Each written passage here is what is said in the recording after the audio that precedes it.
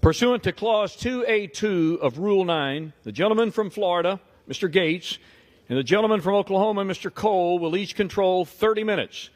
The chair recognizes the gentleman from Florida. Thank you, Mr. Speaker. I yield such time as he may consume to my colleague from Virginia, Mr. Good. Gentleman from Virginia, Mr. Good, is recognized for such time as he may consume. And before the gentleman speaks, may I remind my colleagues that all parties need to be heard. Would you please clear the well and clear the aisles? And any extraneous conversations need to be taken from the floor.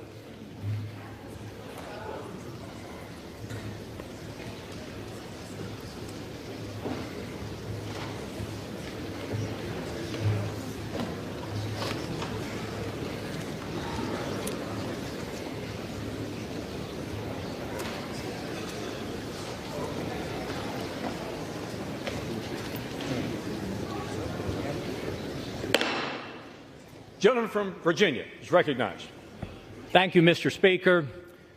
Like so many others, I deeply regret that we are here in what was a totally avoidable situation. I must take you back to January, however, which for many of us was about not repeating the failures of the past and letting Republican voters across the country down once again, when in the past, for many years, when Republicans have had majorities in this chamber, we have passed our major spending bills predominantly with Democrat votes, something the other side of the House has never and would never do with majority control. Back in January, I expressed my concern that the previous 2 years, during my first term here in this House, we had not used every tool at our disposal to fight against the harmful, radical Democrat agenda that is destroying the country, bankrupting the country, and under which the American people are suffering. But most in here wouldn't know that I helped persuade my 5 colleagues who comprised the remaining resistance in the wee morning hours of January 7 to switch our votes to present to let Mr. McCarthy become Speaker. And I went to him on this very floor to tell him that he was finally going to become Speaker on the next vote. In that moment, it was clear to me that I or we could have asked for anything in exchange for switching our votes to present, but I and we asked for nothing. The very next week, I requested and had a meeting with Speaker McCarthy to tell him he had my full support and that I wanted him to be successful because the country needed him to be successful. In the ensuing months, I helped him narrowly pass the Parents' Bill of Rights and the Limit, Save, Grow bill. I think both of those by just 1 or 2 votes, helping persuade some of my most conservative colleagues to come along despite some of the concerns they had with those bills. And we remained united as a conference through the Limit, Save, Grow vote as we passed a bill that was cutting spending to pre-COVID levels for non-defense discretionary spending, or just over $100 billion, historic spending cuts, as the Speaker had committed to do in January, and it also included a host of other conservative fiscal reforms. Unfortunately, however, that unity and that commitment to significant year 1 cuts and spending reforms were discarded in the Failed Responsibility Act, as I call it, which passed overwhelmingly, once again, with a majority of Democrat votes, validating the concern many of us had in January. Many of us had begged the Speaker, pleaded with the Speaker repeatedly to utilize the debt ceiling to leverage spending cuts and reforms. But instead, he negotiated an unlimited increase to the debt ceiling through January of 25, as much as we can come together and gleefully spend through January of 25 with no significant wins for the American people in that FRA, or Failed Responsibility Act. But the Speaker then said that we would use appropriations. We would use appropriations to bring the fight and finally reduce our spending. He said the levels of the FRA were the ceiling and not the floor, and recommitted multiple times to go back to the $1.471 trillion that was the Limit, Save, Grow levels, radically, historically, saving $100 billion and lowering the deficit this year under Republican majority from $2.2 trillion to $2.1 trillion. That's what we were asking the Republican House to do, to go to $2.1 trillion. Meanwhile, the Speaker had committed to bring a balanced budget vote to this floor, something that still has not happened, despite the work that's been done in our Budget Committee to mark it up and have it ready to come to the floor. He also promised that we would bring all 12 appropriation bills well before the September 30 fiscal deadline. We did not.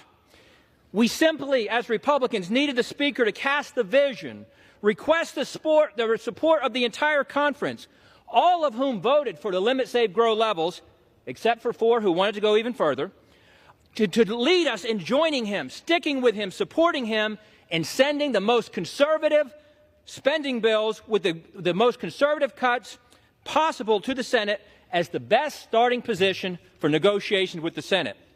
Many of us begged and pleaded with the Speaker to do that over the past 5 months. When the Speaker failed us to pass our spending bills, bringing only 1 of 12 to the floor before the August district work period, members began to negotiate amongst themselves without the Speaker to find compromise. I was among those who reluctantly agreed last month to split the difference between failed responsibilities 1.586 and the limit, save, grow 1.471. I reluctantly agreed to do that, to go to 1.526 in order to pass our bills on to the Senate. We then essentially forced the Speaker, with the pressure of the calendar, the debt ceiling, or excuse me, the shutdown threat of the calendar, to bring those 4 bills to the floor last week, all of which I voted for, despite some of them not cutting to the levels we'd agreed to and other concerns I had with the bills. I reluctantly voted for the 30-day conditional CR, or continuing resolution, because it cut an additional $10 billion in the month of October, going back to the pre-COVID 1.471 levels for defense, non-defense discretionary, 30%, and it had border security. I voted for that. However, when that vote failed, the Speaker this past Friday in the Republican conference meeting made it abundantly clear that he was willing to do anything to avoid the temporary discomfort and the pressure of a pause in the 15% of the non-essential federal government operations, which would guarantee that we would lose to the Senate Democrats and the White House. If you're not willing to say no, then you're guaranteed to lose. And that was confirmed with the passage of the unconditional 45-day CR this past Saturday, once again with 209 Democrat votes. The Republican bill, 209-1 Democrats, 51-0 in the Senate side. The Speaker fought through 15 votes in January to become Speaker, but was only willing to fight through 1 failed CR before surrendering to the Democrats on Saturday. We need a Speaker who will fight for something, anything, besides just staying or becoming Speaker. If there was ever a time to fight, with $33 trillion in national debt, a $2 trillion deficit this year, 40-year high inflation, 20-year high interest rates, a downgraded credit rating, and for the first time in modern history, the polls showing, despite all the help of the media blaming Republicans in the House, the polls showed that the public was blaming Biden and the Democrats for an imminent shutdown. If not fight now, when would we fight? Now is and was the time. With the Democrats driving the fiscal bus off the cliff at 100 miles an hour, we cannot simply be content to be the party that slows it down to 95 just so we can sit in the front seat and wear the captain's hat. Our current debt and our spending trajectory is unsustainable. We need a Speaker, ideally somebody who doesn't want to be Speaker and hasn't pursued that at all costs for his entire adult life, who will meet the moment and do everything possible to fight for the country. A red line was crossed for me, I regret, on Saturday, and chose regret that I must vote against the motion to table as I did and to vote to vacate the chair. And I yield back. I reserve. Gentleman from Florida reserves his time. Gentleman from Oklahoma, Mr. Cole. Thank you very much, Mr. Speaker. I share one thing in common with my friend from Virginia. This is a very sad day, and certainly a day I never expected to have to live through. You know, I think broadly speaking, as I look across this floor, you can divide members into 3 groups. I'm very happy to be in the first group. The overwhelming majority of my party supports the Speaker that we elected. We're proud of the leadership he's shown. We're proud of the manner in which he's been willing to work with everybody in our conference and, I believe, in this chamber. There's a second group, small group, Honestly, they're willing to plunge this body into chaos and this country into uncertainty for reasons that only they really understand. I certainly don't. And then there are friends on the other side. I mean friends, honestly, with great sincerity. I have a lot of friends over there. And I recognize that my friends on the other side have a very complex set of partisan, personal, and political calculations to make. And I certainly wouldn't presume to give them any advice about that. But I would say think long and hard before you plunge us into chaos, because that's where we're headed if we vacate the speakership.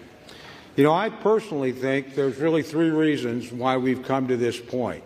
That's because at each three of these critical minutes, the Speaker did the right thing. First, there was a Speaker vote. You know, he got 85% of the vote in our conference, 90% of the vote from Republicans on this floor. Yet we had a small group that decided, no, they would dictate what they want. He didn't let that happen. He fought. Now, he fought for himself, but he fought for 90% of us, too, that wanted him to be the Speaker. And I appreciate that. Then, of course, we had the debt ceiling deal. Nobody here thought he could pass a bill. Nobody in America thought he could pass a bill. He did what speakers are supposed to do. He passed the bill. Then he sat down and negotiated with a Democratic Senate and a Democratic president and came back with a good deal, a deal that will limit spending. He did the right thing. Finally, last Saturday on this floor, we were on the verge of a government shutdown that the vast majority of members in this chamber did not want. A substantial majority on my side, an overwhelming majority on the Democrat side.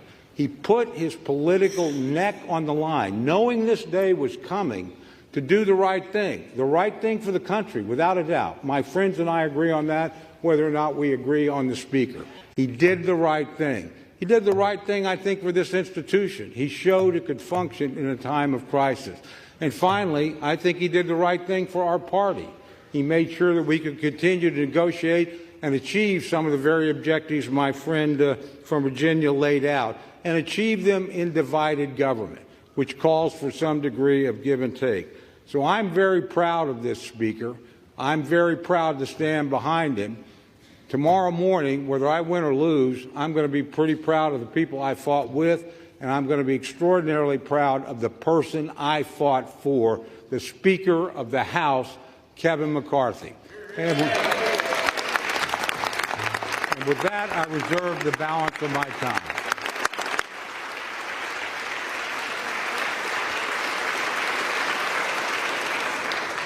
Gentleman from Oklahoma's time is reserved.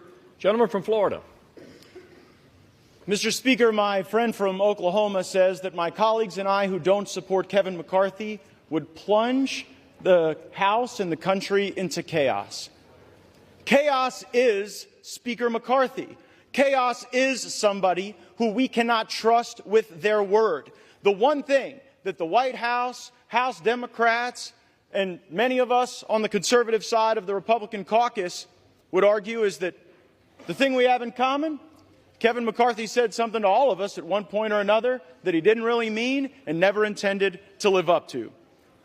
I don't think voting against Kevin McCarthy is chaos. I think $33 trillion in debt is chaos. I think that facing a $2.2 trillion annual deficit is chaos. I think that not passing single subject spending bills is chaos. I think the fact that we have been governed in this country since the mid-90s by continuing resolution and omnibus is chaos. And the way to liberate ourselves from that is a series of reforms to this body that I would hope would outlast Speaker McCarthy's time here, would outlast my time here, and would outlast either of our majorities. Reforms that I have heard some of the most conservative members of this body fight for, and some of the reforms that we've been battling for that I've even heard those in the Democrat caucus say would be worthy and helpful to the House, like open amendments, like understanding what the budget is. We have been out of compliance with budget laws for most of my life, most of many of your lives. And by the way, if we did those things, if we had single subject bills, if we had an understanding on the top line, if we had open amendments, if we had trust and honesty and understanding, there would be times when my conservative colleagues and I would lose, might be a few times when we'd win. There'd be times that we would form partnerships that might otherwise not be really predictable in the American body politic, but the American people would see us legislating. These last few days, we've suspended the momentum that we had established the week earlier, where we were bringing bills to the floor, voting on them, staying late at night, working hard. That's what the American people expect. It's something Speaker McCarthy hasn't delivered, and that's why I've moved to vacate the chair. I reserve. Gentleman's time is reserved. Gentleman from Oklahoma, Mr. Cole. Thank you very much, Mr. Speaker. I yield 2 minutes to my very good friend, Mr. Emmer from Minnesota. Gentleman from Minnesota, Mr. Emmer, is recognized for 2 minutes. Thank you. Kevin McCarthy has earned this. Under Speaker McCarthy's leadership, our House Republican majority has actually defied all odds and overperformed expectations again and again and again. It all started with the Speaker's race, when our Speaker, Kevin McCarthy, showed the American people how he would never give up. It carried over into the Speaker spearheading a rules package to create the most transparent, member-driven legislative process that I've ever seen since I've been here. And since then, Speaker McCarthy's Republican majority has been successful in bringing common sense back to our nation's capital by passing legislation to affirm a parent's right to be involved in their child's education, bolster American energy production, fully fund veterans' care and benefits, fight back against the regulatory state, and continue delivering on our promise to rein in Democrats' reckless spending by passing fiscally responsible appropriations bills. We've also achieved historic conservative wins, like passing the strongest border security legislation in history, passing the first Republican-only NDAA in history, and passing the first Republican-only state and foreign operations appropriations bill. So many Americans are better off because of Kevin McCarthy's leadership. American families, job creators, entrepreneurs, service members, law enforcement officers, and the list goes on and on. These are just a few of our House Republican majority successes. But make no mistake, we need Kevin McCarthy to remain Speaker if we're going to stay focused on our mission of delivering common sense wins for the American people. We've shown Americans what success looks like when we come together as a team. Now it's time for us to stand together stronger than ever so we can get back to the work our majority was elected to do. I'm proud to support the Speaker as we continue championing conservative priorities that will put our country on a better path. Thank you, Speaker McCarthy. Gentleman from I Florida. yield back.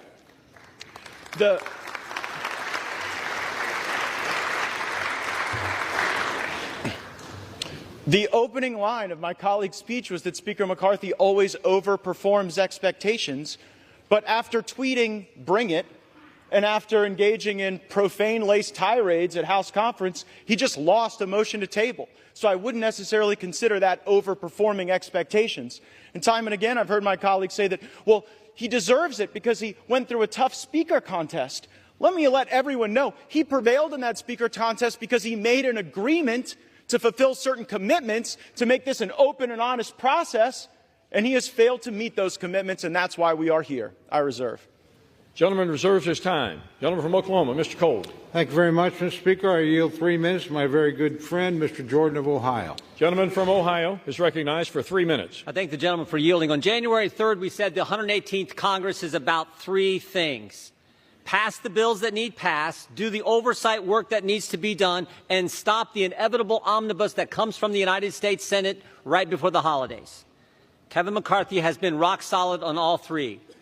We have passed the bills we told the American people we would pass. 87,000 IRS agents, that bill passed. Parents' Bill of Rights, that bill passed. Energy legislation passed. Border security, immigration enforcement legislation, the strongest bill ever to pass the Congress, passed earlier this year. We have done what we told them we were going to do. We can't help it the Senate won't take up those good common sense bills. They'll have to answer to the American people come Election Day. Oversight. We have done the oversight that we're supposed to do. Because of our oversight, we know that parents were targeted by the Department of Justice. Because of our oversight, we know that 51 former intel officials misled the country weeks before the most important election we have. And because of our oversight, the Disinformation Governance Board at the Department of Homeland Security is gone. Because of our oversight, the memo attacking pro-life Catholics has been rescinded. Because of our oversight, unannounced visits to Americans' home by the Internal Revenue Service has stopped. That happened under Speaker McCarthy. And on the third one, on this side of it, we know there's a big old ugly bill coming at the end of the year, all kinds of spending, all kinds of garbage in it. We're still in that fight. Frankly, to Matt's point, we don't know how that one's going to shake out. But we do know this. We do know this. On Saturday, we didn't take the Senate's bill. They tried to send over and shove it down our throats on Saturday. We didn't take that bill. And it was a tough position he was in. There were 5 options on the table last week. Option 1 was to send a long-term CR over there that would have leveraged the 1% cut, something a bunch of us voted for, both parties. Couldn't get the votes for that one. Second option was to focus on the one issue the country now is completely focused on, the border issue. We couldn't get the votes for that one either. But when the Senate tried to send us that bill, he said no to it. I think the Speaker has kept his word. I know my colleagues and friends are saying different. I think he has kept his word on those 3 things that we talked about on January 3rd, and frankly, that entire week. He has kept his word. I think we should keep him as Speaker. I yield back.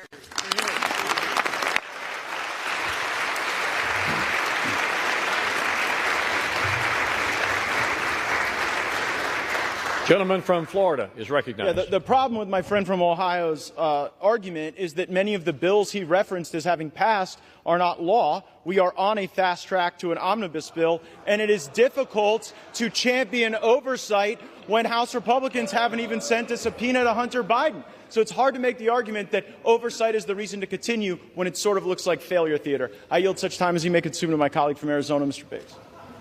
Gentleman from Arizona is recognized. How much time? What he consumes. So much as he may consume. Thank you, Mr. Speaker. This is a serious time. And my mind immediately goes to the young deputy from Cochise County who 2 nights ago, while trying to apprehend a runaway vehicle smuggling humans across the border, suffered major injuries, transported to Pima County, where he's in a Tucson hospital fighting for his life. I'm talking about a border that remains wide open, where drugs come through the Tucson sector,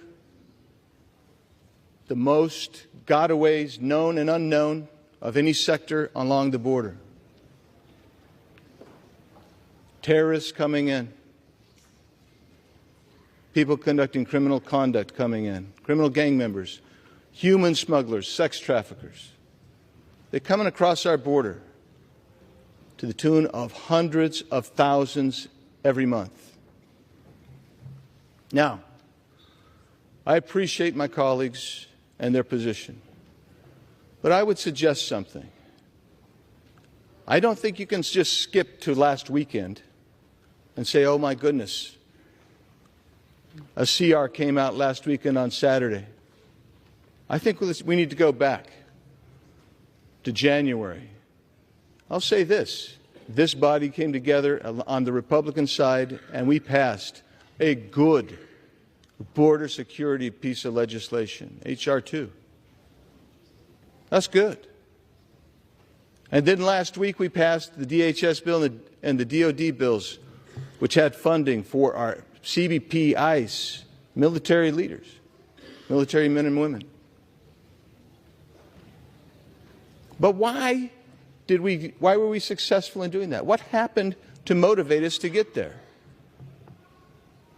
Well, for one thing, we didn't bother to pass the 12 appropriations bills as required under the Budget Control and Impounds Law of 1974. We didn't do it. And you know how many times that's not been done? 25 years in a row. And you know how many CRs this body has passed in that same period of time?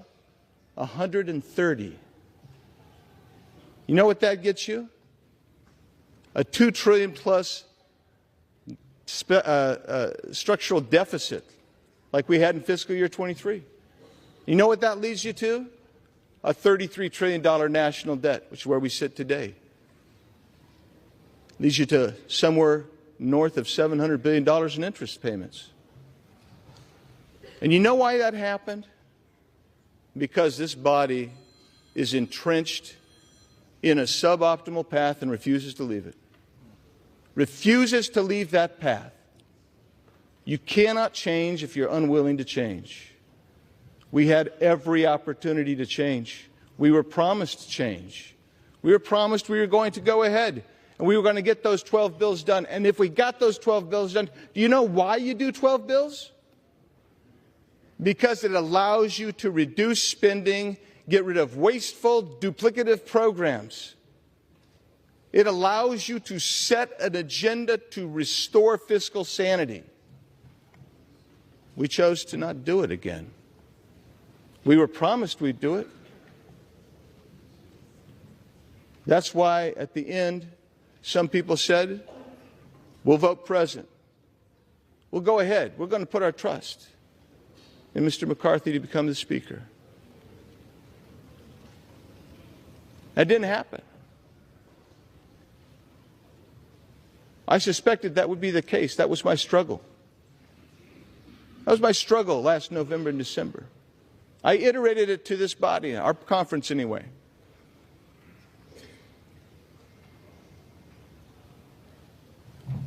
When we got to the debt ceiling, again, that seemed to spring upon everybody like a surprise.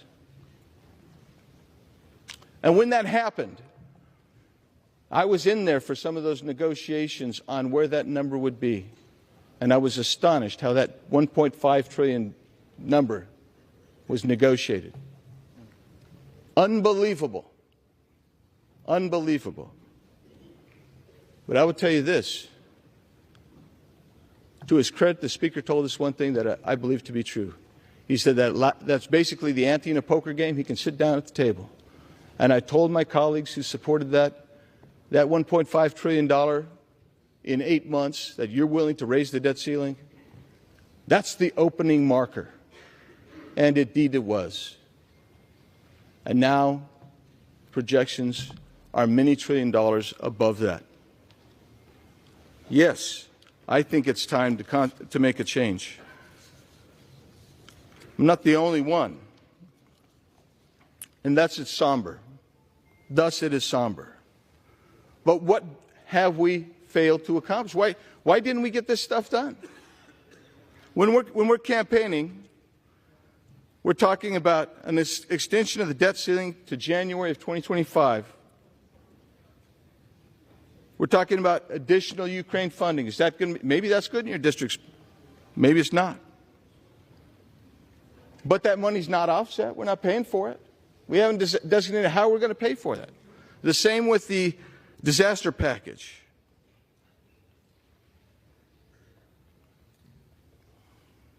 The IRS remains 80% increased. And I would tell you, I could go down the list, but I will just tell you why this happens.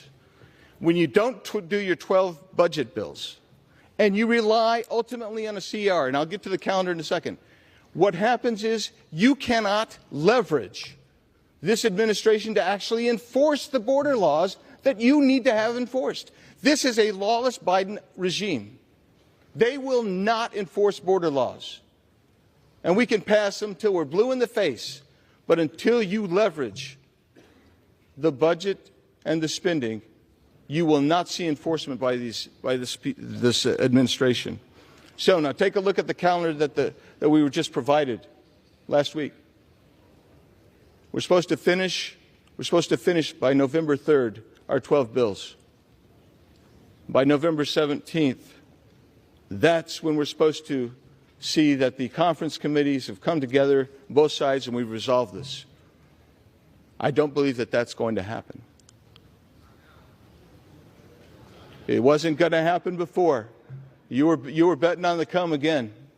At some point, I'd urge you to stop betting on the come and bet on the reality.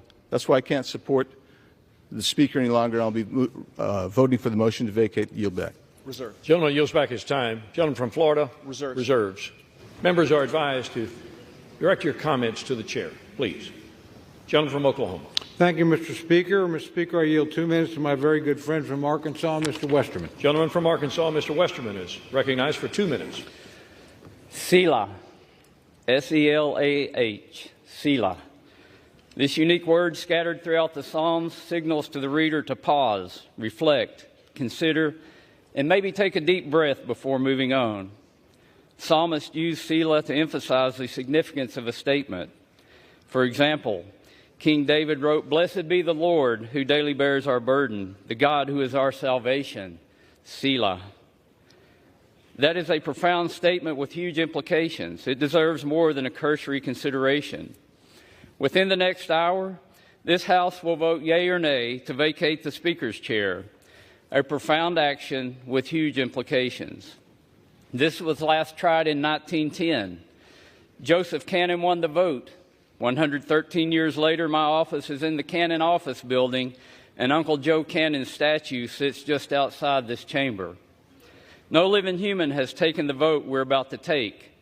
It deserves that we pause, we reflect, that we consider deeply the ramification of our actions.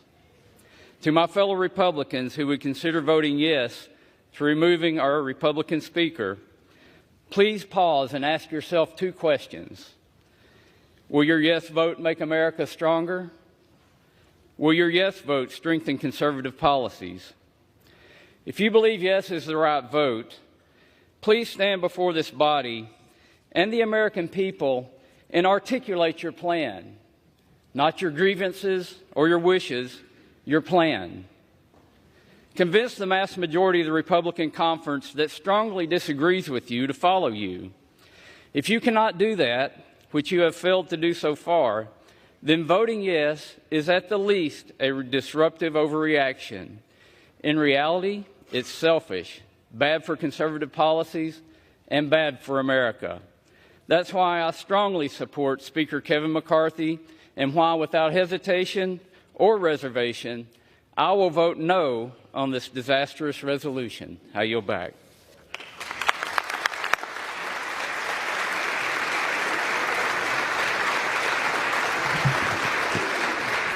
Gentleman from Florida. There's nothing selfish about wanting a Speaker of the House who tells the truth. I reserve. Gentleman reserves his time. Gentleman from Oklahoma, Mr. Cole. Thank you very much. Mr. Speaker, I yield 2 minutes to my very good friend from Kentucky and fellow member of the Rules Committee, Mr. Massey. The gentleman from Kentucky, Mr. Massey, is recognized for 2 minutes. Mr. Speaker, as the only still serving co-author and co-sponsor of the motion to vacate Speaker Boehner, I can tell you this motion to vacate is a terrible idea. As the only member who's serving here who took every chance to vote against Speaker Boehner and to vote against Speaker Ryan, I can tell you that this chamber has been run better, more conservatively, and more transparently under Mr. McCarthy than any other speaker that I have served under. As a member of the Rules Committee, one of three conservatives who were placed there out of trust, the Speaker gave us a blocking position by putting 3 of us on there to keep an eye on the Rules Committee, to make sure the process was fair and even. I can tell you it's been fair and even. None of us are voting against the Speaker today. Regular order is at odds with predetermined outcomes. Yet the Speaker is being accused of not holding to regular order and predetermined outcomes at the same time. It is not possible. You cannot be for both at the same time. I was a party to the January agreement, and I can tell you that there were promises in there, but there was never a promise for an outcome. There was never a promise that you could force Joe Biden to sign something. There was only the promise that we would try, and try we have. We have tried in the Rules Committee. We have tried on the floor. We've been trying this since the summer, and there's enough blame to go around for why we don't have 12 bills, but part of it was a relitigation of the debt limit deal. By the way, there was no promise on the debt limit deal, no conditions on that in January, 0 whatsoever. I was in the room for that. So the 12 bills were delayed over what? $100 billion. That's a lot of money. But it's nothing compared to the $2 trillion that I came here to object to when Speaker Pelosi and President Trump pushed that bill through. We've had over 500 amendments. Listen, this is a referendum on this institution. We have tried regular order. Speaker McCarthy has tried regular order. If regular order fails today, if you vacate the Speaker, nobody is going to try it again. Gentleman's time has expired. This institution will fail. Please do not vacate the Speaker.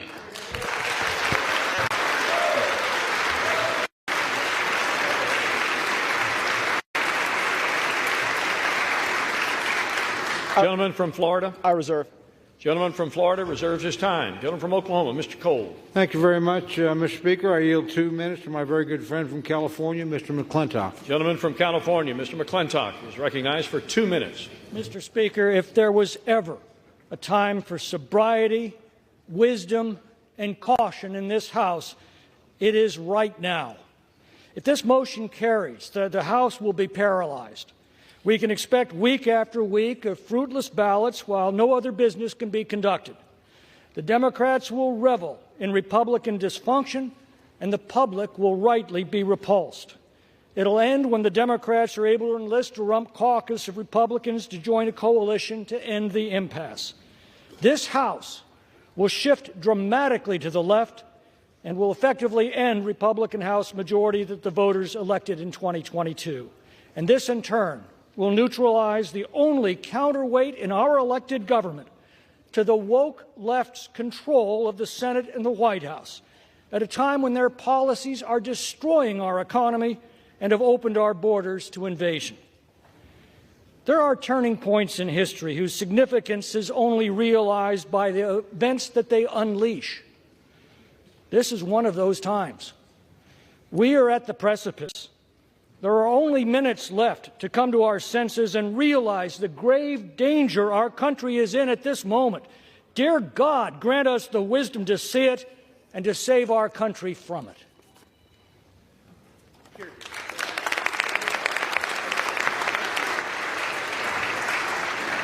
Gentleman from Florida. Mr. Speaker, there is nothing sober, wise, or cautious about the path we are on. We are on a path to financial ruin if this House does not take a different posture, a different procedure, and yields toward different outcomes and a better future. I reserve. Gentleman reserves his time. Gentleman from Oklahoma, Mr. Cole. Thank you very much, Mr. Speaker. I yield 1.5 minutes to my very good friend from Florida, Mr. Jimenez. 1.5 minutes. Gentleman from Florida is recognized for 1.5 minutes. I stand before my colleagues in the nation as a proud representative of the great state of Florida. I truly am beyond blessed to represent the paradise that is Miami-Dade County and the Florida Keys, and I am beyond proud to represent my community before this Congress, to stand with a leader who has consistently demonstrated an unwavering commitment to our country and to the principles that define us as Americans, Kevin McCarthy. Today is historic for a lot of reasons. For one thing, this is the first time in over 100 years as this has been attempted. But it's also because we're part of a Congress with historically tight majorities for the Republicans in the House and the Democrats in the Senate, and we have a Democratic White House. Divided government, that's what we have. The need to negotiate, to find solutions to the issues facing this country. That's a reflection of the principles that are uniquely American, principles that make this country exceptional, and principles that allowed me, an exile who came here from Cuba, fleeing communist Cuba, to serve in this very institution. You see, I wasn't born here, and everything that I am, everything that I ever will be, is thanks to America. The best part about it is that my story, the story of the community that I'm so proud to represent, is a story of many in this body, is that we are not the exception in America, we are the rule. That's the America that Kevin McCarthy has fought for his entire career. Kevin McCarthy is a champion for the American dream, and he's proved it as our Speaker. Thomas Jefferson once said, I predict future happiness for Americans if they can prevent the government from wasting the labors of the people under the guise of taking care of them. McCarthy. Gentleman's time has expired. Thank you. Let's keep Kevin McCarthy our Speaker. A great man, a great leader, a great Speaker. Thank you, and I yield back. Gentleman from Florida, Mr. Gaetz. Mr. Speaker, may I inquire as to my remaining time? Gentleman has 9 3/4 minutes remaining. I reserve. Gentleman reserves his time. Gentleman from Oklahoma, Mr. Cole. Thank you very much, Mr. Speaker. I yield 1.5 minutes to my very good friend from Iowa, the gentlelady, Ms. Henson. The gentlelady from Iowa, Ms. Henson, is recognized for 1.5 minutes. Thank you, Mr. Speaker. I rise today in support of our Speaker, Kevin McCarthy. Let's be very clear here. We would not have a House Republican majority without the relentless efforts of this man, our Speaker. Under his leadership, Joe Biden's policies have had a check and balance. His policies have created a horrific border crisis, 10,000 illegal immigrants a day surging across our border. Under Speaker McCarthy, Republicans have passed legislation to secure our border. Joe Biden has done everything to squash American energy, selling our oil reserves to China. Under Speaker McCarthy, Republicans have passed legislation to unleash American energy dominance. Joe Biden has spent taxpayer dollars like there's no tomorrow. Under Speaker McCarthy, we have returned to passing single subject appropriations bills and ending the status quo of omnibus spending. One of the most valuable pieces of advice that I received was from Kevin McCarthy when I got here to D.C. He told me to separate the signal from the noise. The noise is those who are causing chaos for their own personal benefit while ignoring the needs of their constituents and this country, grinding our work here to a halt.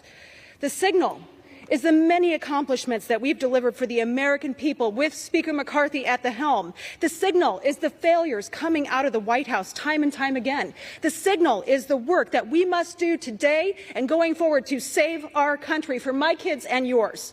My colleagues today here have a choice.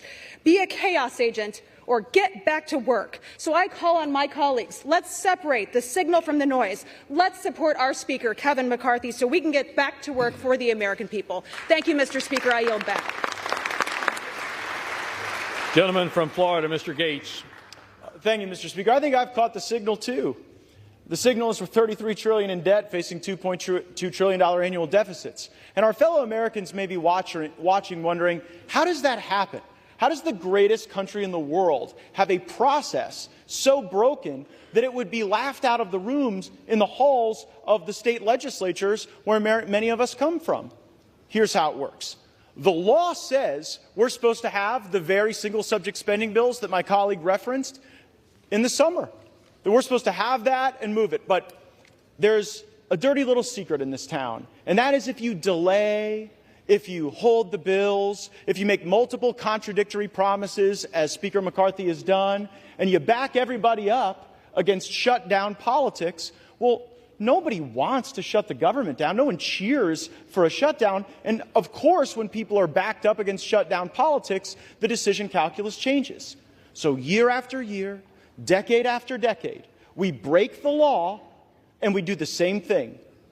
We pass a continuing resolution, then we pass another continuing resolution, and then it's either another continuing resolution or an omnibus bill or a series of minibuses that lump these disparate things together. The American people want all of us to take votes on single subject matters. They don't want to see these things all mushed together and log rolled.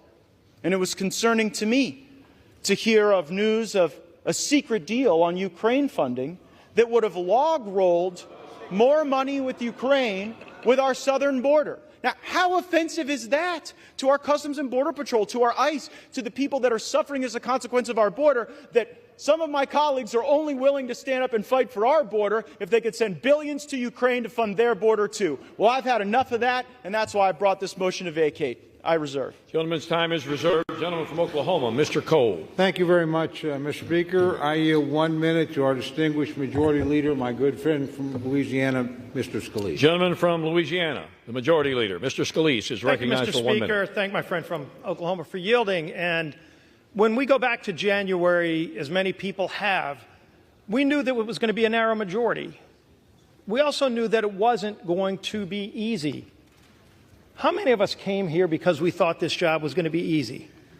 How many of us thought the task ahead of us to address the problems of this country was going to be easy? One thing we did know is that if we were going to finally start confronting problems that had been ignored for years and years and years, we had to change the way that this place worked. And one thing Speaker McCarthy embraced from day one is to start making those kind of changes to this institution, opening up the process, allowing members to be more engaged, having amendments come to the floor, single subject bills, doing appropriations bills. Yes, making that happen overnight is not something that happens automatically, but it started to happen, and we are now seeing the fruits of it. Just last week, we had 4 different appropriations bills on this House floor, 4 different ones. Now, those bills took weeks and weeks to finally get to the floor, going through an open committee process, hundreds of amendments, each one of them, where Republicans, Democrats could bring their ideas. And we debated those bills on the floor, some until after midnight, where members could actually participate in the process. This has been a broken process for a long time. But it's a process where if we're going to confront the problems that families are facing, because right now we need to resolve our differences inside this House chamber before we can then go and fight for those families who are struggling. But every single day across America, families are struggling with real problems that we're going to have to get back to solving. And those problems are real for them. It's inflation. It's the economy. It's high energy costs. It's an open southern border that doesn't just affect the border states. It's affecting every state, Republican districts, Democrat districts. Everybody knows it. And it can be ignored by the White House, but this House is the only body that started to take action. When we, with H.R. 2, and then with the border bill last week, and with the action we took last week, over 70% of government funding passed out of the House. However everybody voted, Republican or Democrat, this House passed funding for over 70% of the federal government's operation, and it's sitting over in the Senate where they've passed 0. And we're going to beat up each other and talk about our internal processes, and we need to get our internal processes working better. But you know what? So does that other body over there, and so does the White House. Everybody in this town needs to be engaged in addressing these problems. But if we don't start here, and if we don't focus these next 45 days, because that's what we've got in front of us. We've got 2 bills this week. We've got 2 more appropriations bills next week. And if we're going to be confronting those, we've got to stay focused on our mission. What the other side does, let's continue to put pressure on them. But we also need to put pressure on ourselves to do our job. And Speaker McCarthy's been leading at the top of the level to make sure that we have the tools to do our jobs in a different way than the House has done it before. This House is going to have to continue to make those changes. But the American people sent us here to confront those problems. We're finally starting to. This isn't the time to slow that process down. We need to keep doing our work. We need to keep fighting for those families who are struggling. But so does the Senate, and so does the White House as well. Let's keep doing this work that we were sent here to do. I yield back.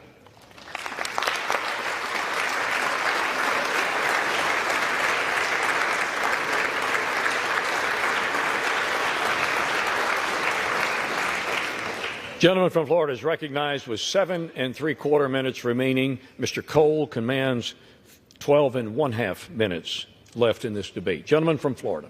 I agree with everything that the majority leader said in those remarks, except one thing.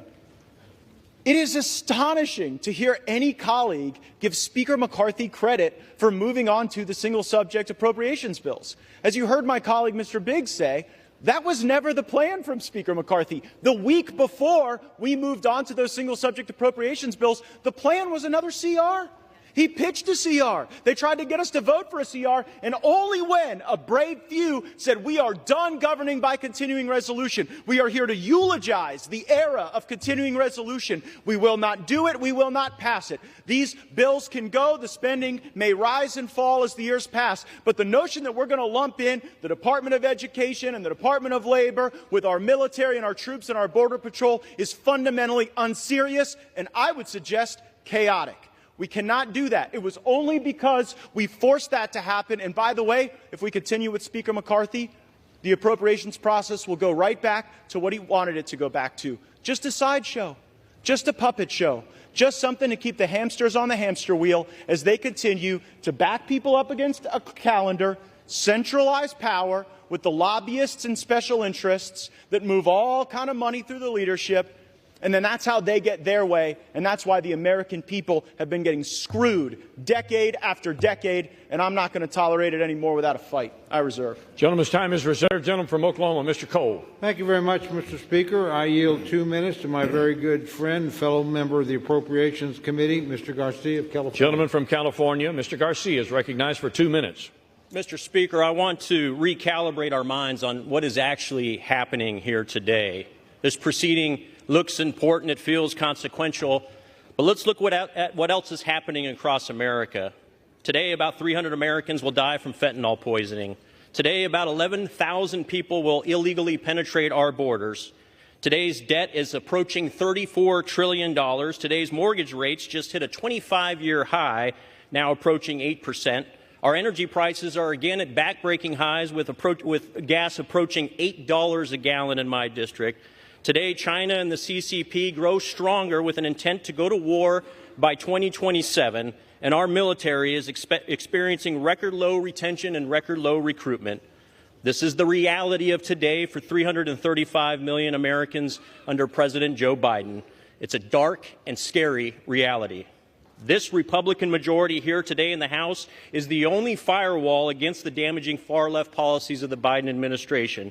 The single-subject appropriation bills that we were supposed to be voting on this week will literally fight to reverse the darkness of these realities and fight inflation, cut spending, secure our border while enhancing our nation's security and investing in our soldiers at a meaningful level. But today, this body filled with people in fancy suits, led by a few Republicans who are running with scissors and supported by Democrats, who have personal issues with the Speaker, have uncertain intentions and even more uncertain goals, and they've decided to make today about drama, not about solving problems and helping our constituents, but about drama. We need to be the no-drama option for America, this party, this majority, and I fear that this self-inflicted drama of today jeopardizes our majority and by definition removes the last layer of defense protecting America from this Biden administration. Let's dispense with the drama, do our jobs, and move on with defending this beautiful country. I yield back.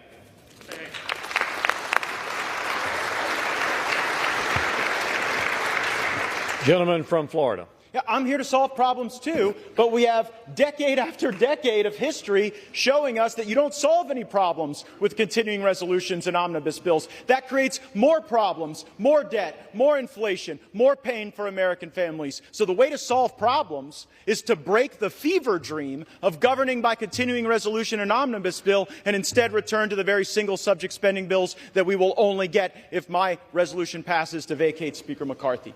I reserve. Gentleman reserves his time. Gentleman from Oklahoma, Mr. Cole.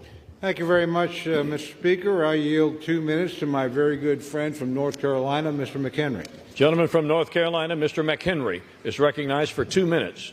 Thank you, Mr. Speaker. Every step of the way, Speaker McCarthy has been doubted. After the first Speaker vote, he was mocked, right? And after 15, they called him Speaker. And even then, it was the media and the left that mocked him. With the narrowest Republican majority in a generation, what did we achieve? We brought the president to the table when he stubbornly said for 100 days they would not negotiate on the debt ceiling. I took him at his word. The Speaker said, no, we'll get him to the table. And sure enough, we did. The result? The most conservative spending package we've seen in generations, the largest spending cuts year over year that any Congress has passed. Conservative outcomes. So I understand your position on the left. I understand that. But my friends on the right, why? And then this past weekend, so I understand the frustration on the left at what happened on the continuing resolution. But why would we have conservatives object to that? Why will we have House members object to that? We rolled the Senate. We never roll the Senate as a House. Moreover, we never roll the Senate to get less spending, and we got it this weekend. So I understand why the left is mad. What I don't understand is why some Republicans think that that's a bad thing. The frustration for me today, I understand where the liberals are. I know you support the constitutional order, except in a moment like this when you are questioned on that. I understand that. You can't be counted on in a moment like this with the state of the speakership. But for Republicans, why will we give up a conservative working majority for better outcomes and hand the keys over to the Democrats? Why would we do that? And furthermore, with this record of success that we've seen Kevin McCarthy and a Republican majority produce in a Washington run by Democrats, we're going to throw that away, resulting in more liberal outcomes, not more conservative ones. So I understand why the left is where you are today. You don't like an effective conservative majority, and I don't blame you. But on the right, gentleman's time has expired. Gentleman from Florida. It is lovely to hear from the principal architect of Mr. McCarthy's debt limit deal, but here's the reality. The only Republicans in America who believe that the debt limit deal was conservative are in this chamber right now. Because all over America, Republicans think that when you negotiated that debt limit deal, they took your lunch money. I reserve. Gentleman reserves his time. Gentleman from Oklahoma, Mr. Cole. Thank you very much, Mr. Speaker. I yield 1.5 minutes to my very good friend from my home state, gentlelady Ms. Bice. Gentlelady from Oklahoma, Ms. Bice, is recognized for 1.5 minutes. Thank you, Mr. Speaker. I rise today in support of Speaker Kevin McCarthy.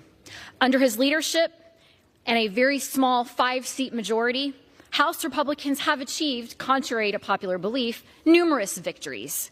We passed the Parents' Bill of Rights, the Lower Energy Costs Act to lower the cost of gasoline and restore American energy independence, the Fiscal Responsibility Act, which was one of the largest enacted cuts with enforceable spending caps in American history, and H.R. 2, the most conservative southern border security bill in history. All of this while fully funding our military and our nation's veterans. Let me be abundantly clear. Attempting to remove Speaker McCarthy will put this House in a stalemate and paralyze our ability to fight for our constituents and instead create a fight amongst one another. We have 43 days to restore fiscal responsibility and advance conservative appropriations priorities, which is exactly what my colleagues have asked for. Instead, we are threatening any House proceedings. This is an unnecessary distraction. Working together under the leadership of Speaker McCarthy is of the utmost importance. I stand and strongly support Kevin McCarthy for Speaker of the House, and I encourage my Republican colleagues to do the same. Thank you, and I yield. Mr. Cole continues to reserve his time. He has 7 minutes remaining. Mr. Gaetz controls 5.5 in this 1-hour debate. The gentleman from Florida is recognized. I'll reserve. Gentleman reserves. Gentleman from Oklahoma, Mr. Cole. Thank you very much, Mr. Speaker. I yield 2 minutes to my very good friend and our distinguished conference leader, Ms. Stefanik of New York. The gentlelady from New York, Ms. Stefanik, is recognized for 2 minutes. Anyone and everyone who knows Kevin McCarthy, whether they are friend or foe, knows that Kevin McCarthy is a happy warrior. He is tireless. He has that uniquely American grit. Under Kevin's speakership that lasted 15 rounds of him never giving up, this Republican majority has exceeded all expectations. We reopened the People's House. We passed the strongest border security bill in our nation's history. We passed an energy plan to unleash American energy dominance. We passed defense bills to support our troops. Under Kevin's leadership, he's brought hundreds and hundreds of bipartisan members of Congress to Israel, our greatest ally. He elected the most diverse class of Republicans ever, with the largest number of Republican women ever in American history. This boy from Bakersfield, he cares deeply about his constituents, his country, and the American people. And that includes each and every one of his colleagues. He's been to our districts, gentlelady will toasted at our suspend. weddings, celebrated the birth of our children, and has cheered us when we haven't believed in ourselves, which is why the Republicans strongly support Speaker McCarthy and are proud he is our Speaker. And I yield back. Gentlelady, it was not the intent to cut the gentlelady off, except that we have too much chatter going on in the House chamber. Every member deserves to be heard. So if you have private conversations you need to have, please take them from the floor.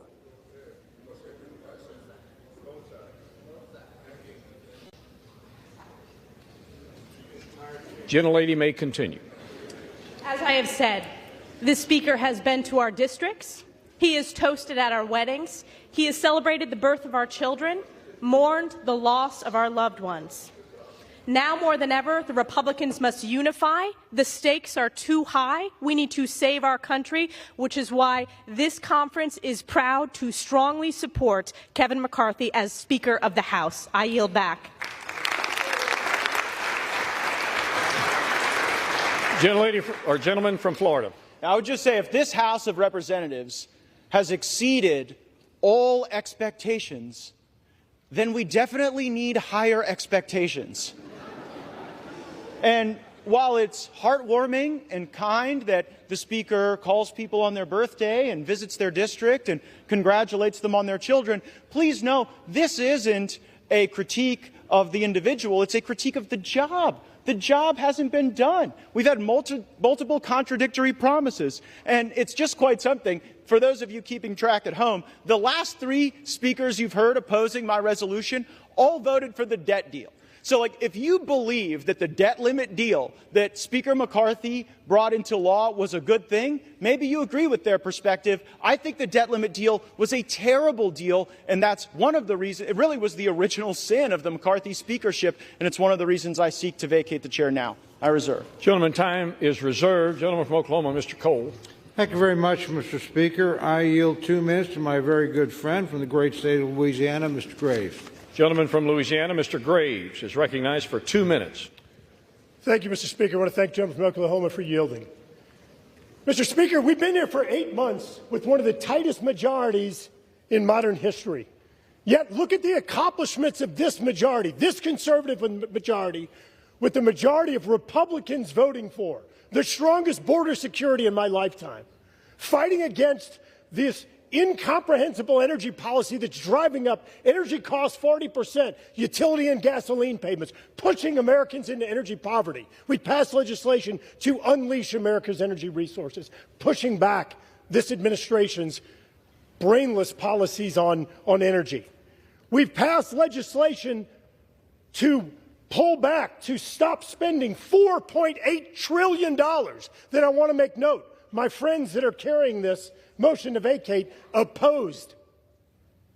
We've passed legislation to streamline regulations, permitting, environmental laws for the first time in 40 years. Again, my friends here opposed. We strengthened work requirements for welfare to get people back into the workforce. Again, my friends over here opposed. I keep wondering, what is going on? Are we redefining what conservative is? What's going on in this country today? What's going on in this body? Where you have Freedom Works, Heritage, Chip Roy, and Jim Jordan say something's conservative, and these folks say it's not, and they're right. And all of a sudden, my phone keeps sending text messages. Text messages saying, hey, give me money. Oh, look at that. Oh, look, give me money. I filed the motion to vacate. Using official actions to raise money. It's disgusting. It's what's disgusting about Washington. Mr. Speaker, we've watched as these folks right here that have brought up this motion to vacate have refused to pay our military service members, refused to pay them. I want to quote my delegation member, my senator from Louisiana, John Kennedy. If we're not going to pay our service members, if they're not going to be there to protect us, next time someone invades America, call a crackhead. Let me know how that works out for you. Yield the gentleman another 30 seconds. Gentleman is recognized for an additional 30 seconds. Mr. Speaker, I've heard people talk about bad faith here. I've heard them make reference to this January agreement, my friends from Arizona, Virginia, and Florida. Let me be crystal clear. Not a single one of them were in the room. You know what? The Speaker didn't meet the targets of that January agreement. He exceeded them. The greatest savings in American history. The greatest savings in American history. Mr. Speaker, this isn't about fundraising. This is about our country. It's about our children and our grandchildren. We need to stand behind the slimmest 30 majority. seconds. We need to stand behind the greatest speaker in modern history that has delivered the best conservative wins for this country. I yield back.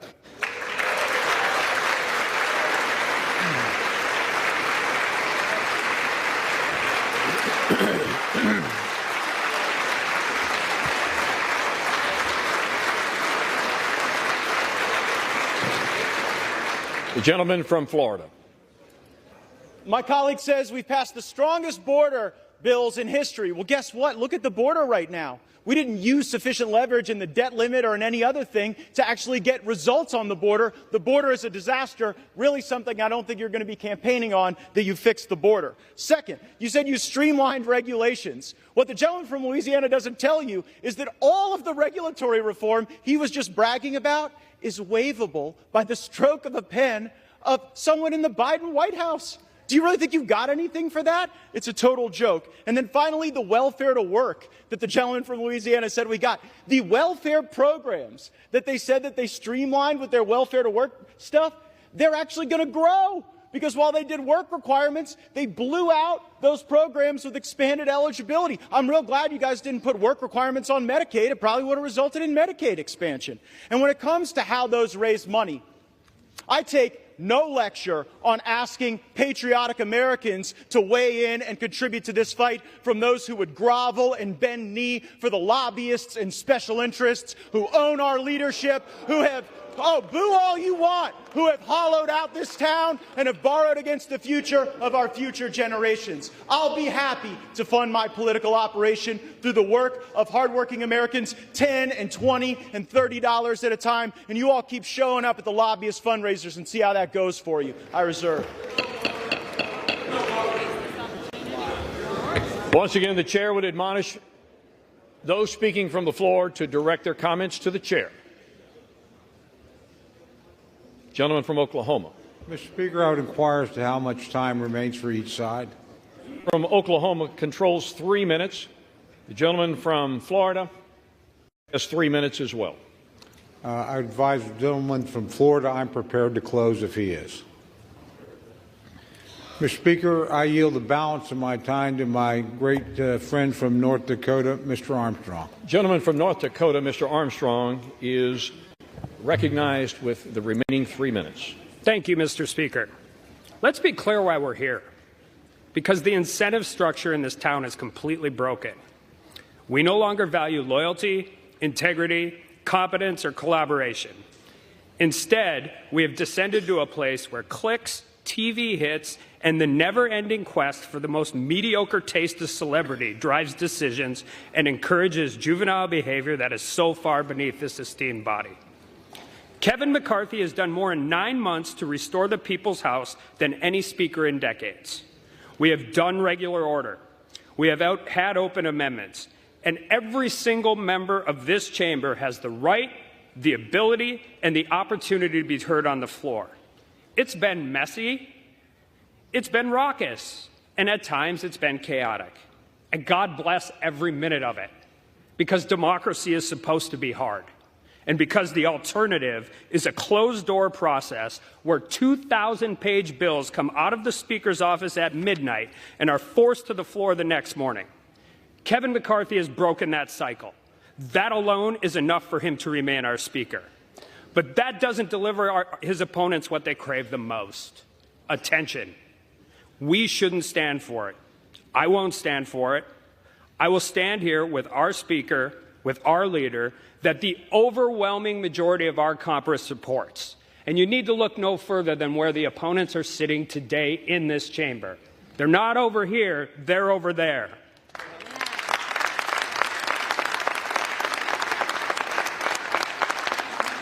So we're going to face these challenges together, and I say bring whatever comes next, because we believe in the job you have done, Mr. Speaker. We believe in your vision. And most importantly, we are proud to call Kevin McCarthy our friend and our Speaker of the House. And with that, I yield back.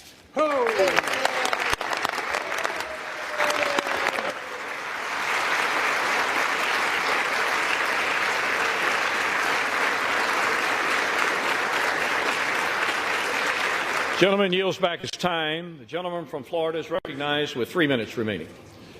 To be clear, I tried to get one of the 3 podiums on the Republican side, and y'all wouldn't let me have them, so you sent me over here. But you know what? I'll make this argument at any desk in this building, from the well, from the chair. I'll make it on every street corner in this country that Washington must change. We have to break the cycle. We have to break the fever. And I would hope truly, that the reforms that we are fighting for are reforms that would last and be embraced and that would democratize power in this institution beyond the privileged few who back us up against shutdown politics and Christmases and deadlines in order to achieve their objectives. Mr. Speaker, high inflation is on the verge of bankrupting American families. Our economy is breaking in half. A typical American family can't afford to buy a house in 99% of U.S. counties. Inflation is stealing more than $700 a month from working Americans, nearly $9,000 a year. Kevin McCarthy is the Speaker of the House of Representatives, and he has failed to take a stand where it matters. So if he won't, I will. I make no apologies for defending the right of every hardworking American to afford a decent life for themselves and their families, and we have a greater opportunity to do that and to build coalitions under new leadership. We have to rip off the Band-Aid. We have to get back on a better course. And, Mr. Speaker, I don't know how this vote's going to go. Usually when a vote comes to this floor, it's pretty predetermined. And this one, I'm not so sure. But I am sure that we've made the right argument, that this place deserves single-subject spending bills, that we should have 72 hours to read a bill, that something that spends more than $100 million shouldn't be put on the suspension agenda such that we can't amend it, and there shouldn't be secret side deals made on a continuing resolution to lump Ukraine in with border security. That is not right for Ukraine or border security because it fails to give either of those issues the dignity that they would require. But we can return that dignity to this House. We can get back on a better path. We can have single subject appropriations bills. We can set a budget top line. We haven't had a budget in this place since I was in high school. So let's get a budget. Let's get our act together. Let's get on with it. Let's vacate the chair. And let's get a better speaker. I yield back.